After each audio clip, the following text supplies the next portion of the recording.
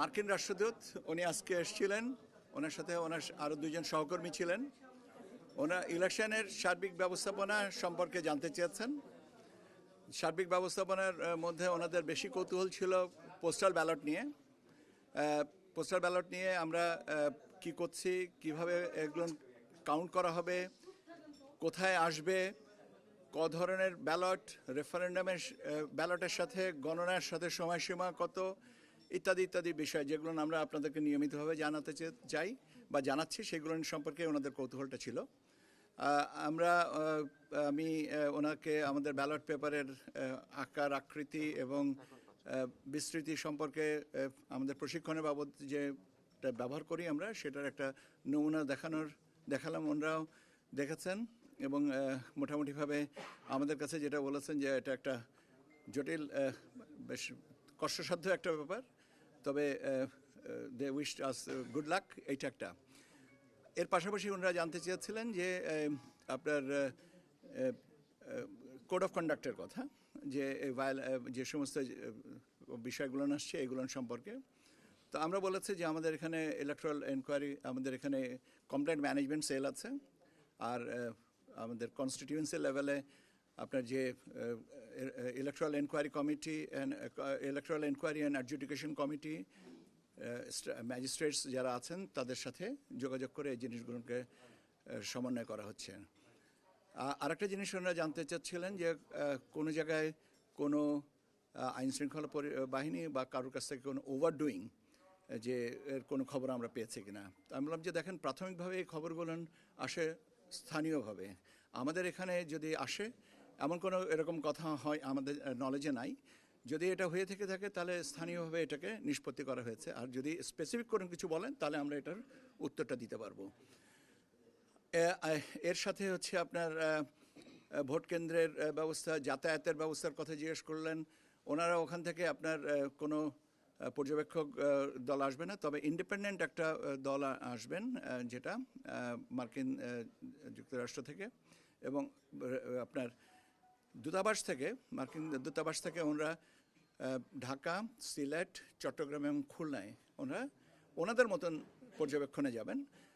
But they are not the formal observers. ওনারা এমনি দেখতে যাবেন ভোটের অবস্থাটা কি, এবং আপনাদের ওটা বলেছেন যে ওনারা এটাকে আপনার সিনেটে ওটা রিপোর্ট করবেন। বিজলি কেবলস এর স্ক্রিন কোটেড ইনসুলেশন আগুন প্রতিরোধী। বিজলি কেবলস, নিরাপদ আজীবন। এই আর আমি বলছি তো, আরে ভাই আমারে শেষ করতে দিবেন তো।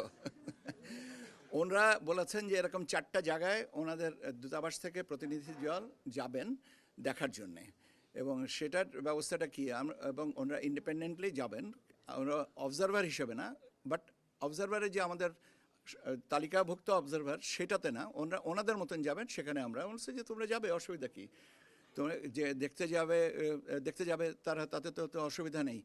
এবং যাতায়াতের ব্যবস্থাটা জানতে চাচ্ছিলেন, ভোটের দিনে যে গাড়ি যাতায়াতের সীমাবদ্ধতা থাকবে কিনা। আমরা বলেছি যে হ্যাঁ থাকবে, এটা নির্ধারণ করে দিচ্ছে স্বরাষ্ট্র মন্ত্রণালয়। কাজে স্বরাষ্ট্র মন্ত্রণালয় নির্ধারণ করে দিতে পারবে ক ঘন্টার জন্য কতক্ষণ এটা নির্ধারিত, মানে সীমিত থাকবে।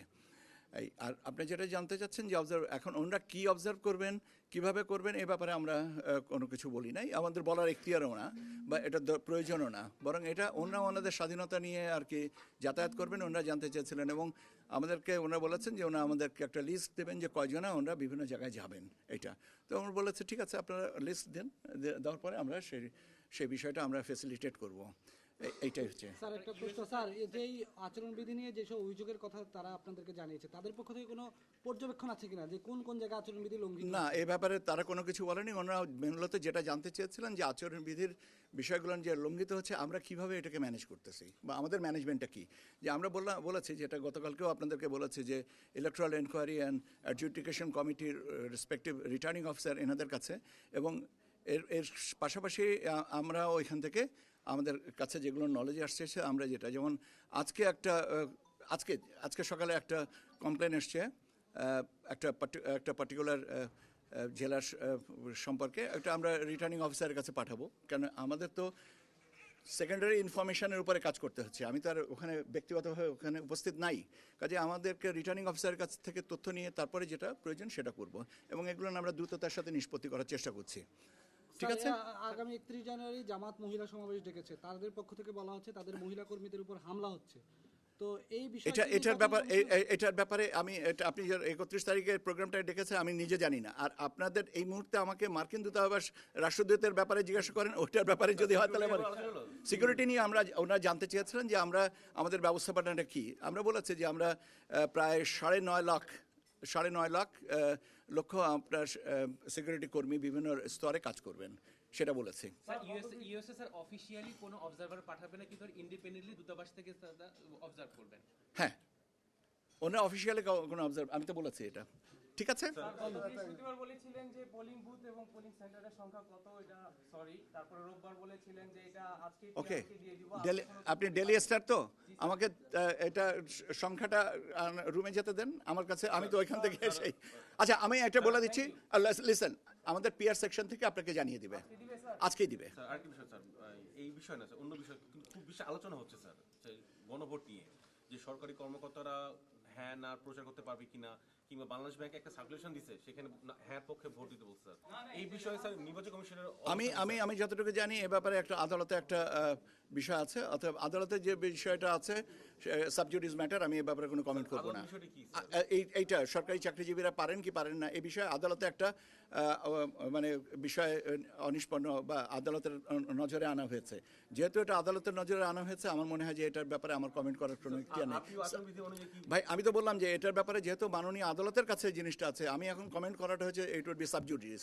ওকে, বাংলাদেশ ব্যাংকের বিষয়টা স্যার নজরে একই তো কথা ভাই, একই তো কথা। আপনি একটা জিনিস যেটা আদালতের নজরে এসছে সেটার ব্যাপারে আমি যদি কমেন্ট করি সেটা যে এটা হবে আদালত সাবজুডিস, এবং সাবজুডিস ম্যাটারে কথা বলার এখতিয়ার আমার মনে করে কোনো সরকারি চাকরিজীবীরই নেই। আপনাদেরকে ধন্যবাদ।